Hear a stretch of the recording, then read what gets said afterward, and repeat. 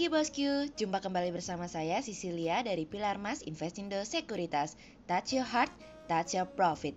Nah bosku, aku mau mengingatkan lagi nih kalau hari ini Pilar Mas Investindo Sekuritas akan mengadakan live YouTube berjudul COVID-20. Bukan virus sekedar virus, tapi ini adalah virus cuan bagi para bosku loh. Selain itu, bosku juga bisa menanyakan pertanyaan secara live loh nantinya. Asik kan? So, jangan lupa ikut nonton di channel YouTube Pilar Mas Investindo Sekuritas di jam 1 siang nanti ya bosku. Nah, seperti biasa kita akan mulai saja nih market review kita hari ini, Senin 24 Agustus 2020 dengan episode Dari Risalah Menjadi Kisah. Maka dari itu jangan kemana-mana ya bosku, tetap di channel Pilar Mas Investindo Sekuritas. Touch your heart, touch your profit. Pionir Sekuritas Channel di Indonesia.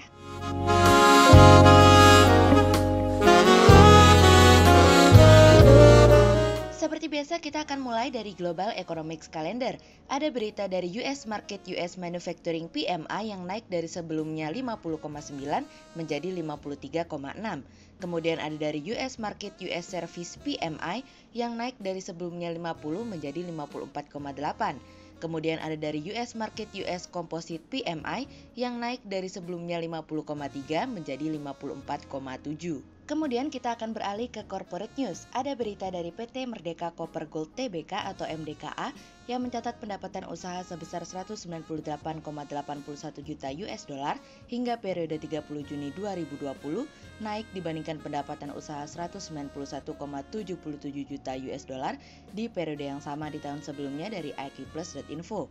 Kemudian ada dari PT Wijaya Karya Tbk atau WIKA yang meraih pendapatan bersih 7,13 triliun rupiah hingga periode 30 Juni 2020, turun dari pendapatan bersih 11,36 triliun rupiah di periode yang sama di tahun sebelumnya dari iqplus.info.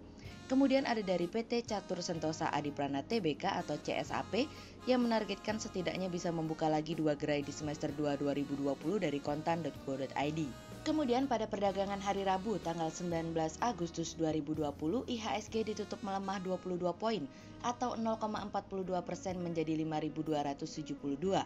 Sektor aneka industri, industri dasar, infrastruktur bergerak negatif dan menjadi kontributor terbesar pada penurunan IHSG kemarin. Investor asing membukukan penjualan bersih sebesar 325 miliar rupiah. Kemudian kita akan masuk ke market review kita hari ini. Cerita hari ini akan kita awali dari Risalah Menjadi Kisah. Dalam risalah yang dirilis beberapa waktu yang lalu, para gubernur Bank Sentral masih belum yakin untuk memberikan batas waktu yang lebih jelas terkait dengan ketetapan untuk menaikkan tingkat suku bunga. Hal tersebut memberikan indikasi bahwa kebijakan moneter akan menjadi lebih longgar dalam jangka waktu yang panjang. Pada pertemuan bulan lalu banyak diskusi di antara pembuat kebijakan mengenai tingkat suku bunga untuk mengejar target inflasi tertentu dan angka pengangguran atau apabila memungkinkan kedua target tersebut diharapkan dapat dicapai. Para anggota setuju bahwa krisis kesehatan masyarakat yang saat ini sedang terjadi membuat kegiatan ekonomi terbebani, lapangan kerja dan inflasi dalam waktu dekat dapat memberikan resiko yang lebih besar terhadap prospek perekonomian dalam jangka waktu menengah. Pandangan The Fed terkait dengan pemulihan perekonomian yang melemah membuat para pelaku pasar dan investor menjadi pesimis.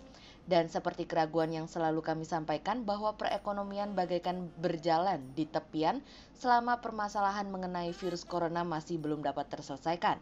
Yang membuat sedih adalah tatkala Powell mengatakan bahwa prospek perekonomian kedepannya akan diiringi dengan ketidakpastian dan hal tersebut sangat bergantung terhadap bagaimana kita mengatasi virus karena virus sangat mengganggu prospek pertumbuhan dan kualitas kredit ke depannya. Thomas Barkin, Presiden Federal Reserve Bank of Richmond, mengatakan bahwa The Fed akan melakukan banyak hal untuk mendukung perekonomian yang ada saat ini dan terus berkomitmen untuk melanjutkan apa yang harusnya dilakukan. Para pembuat kebijakan terus membahas mengenai perubahan yang masih dibutuhkan untuk mendukung kebijakan moneter.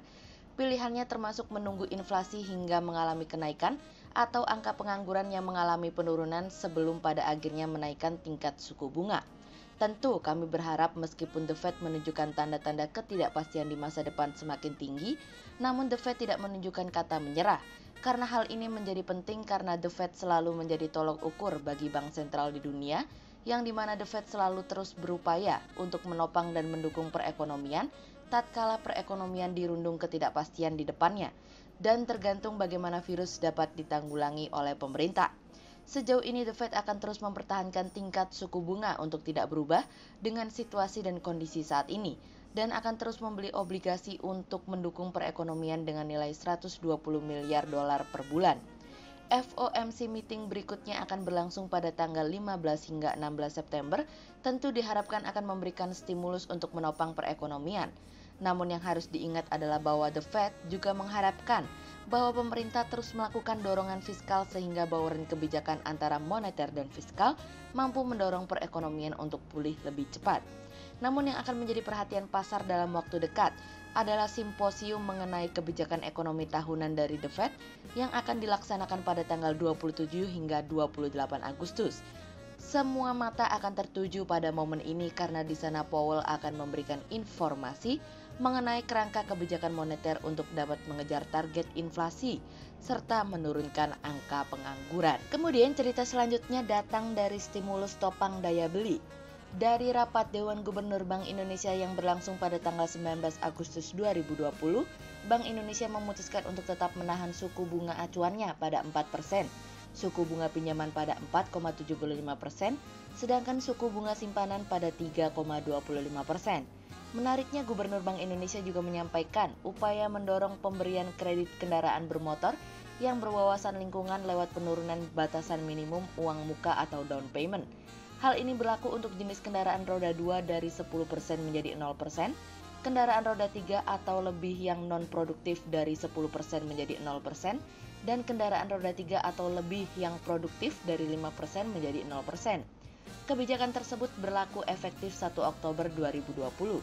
Jika mengacu pada historis dari kebijakan Bank Indonesia sejak awal tahun, strategi penurunan suku bunga acuan realisasinya juga diikuti dengan penurunan kinerja dari pertumbuhan kredit.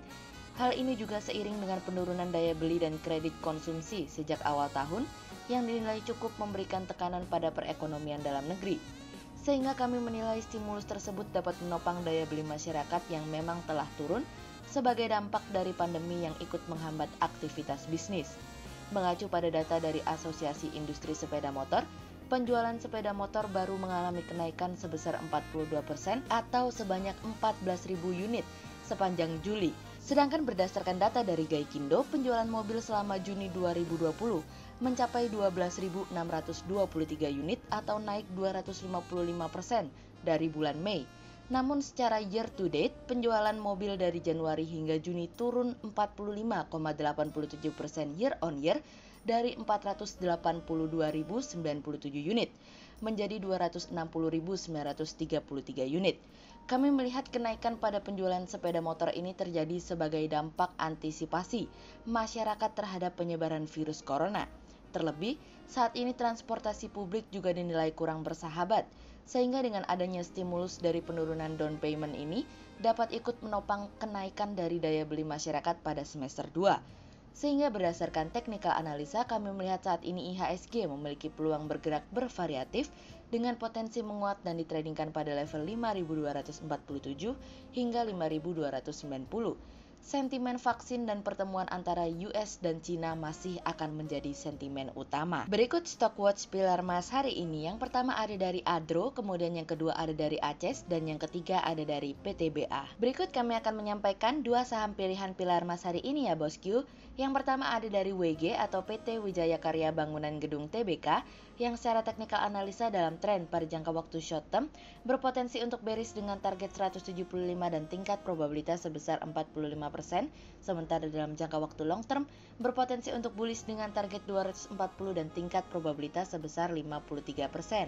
Kemudian yang kedua ada dari BBRI atau PT Bank Rakyat Indonesia TBK yang secara teknikal analisa dalam tren pada jangka waktu short term berpotensi untuk bullish dengan target 3.800 dan tingkat probabilitas sebesar 67%, sementara dalam jangka waktu long term berpotensi untuk bullish dengan target 4.150 dan tingkat probabilitas sebesar 68%. Berikut kami akan menampilkan 40 saham pilihan dari pilar emas.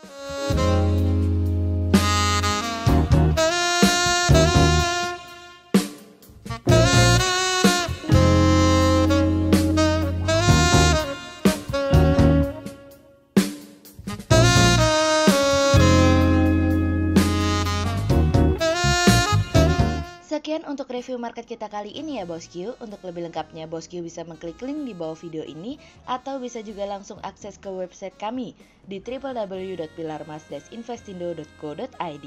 Dan jangan lupa untuk selalu jaga kesehatan buat para bosku ya. Kita akan bertemu lagi besok pagi untuk market review yang berikutnya. Jadi jangan lupa like, subscribe, dan tonton terus channel Pilar Mas Investindo Sekuritas. Touch your heart, touch your profit. Pionir Sekuritas Channel di Indonesia.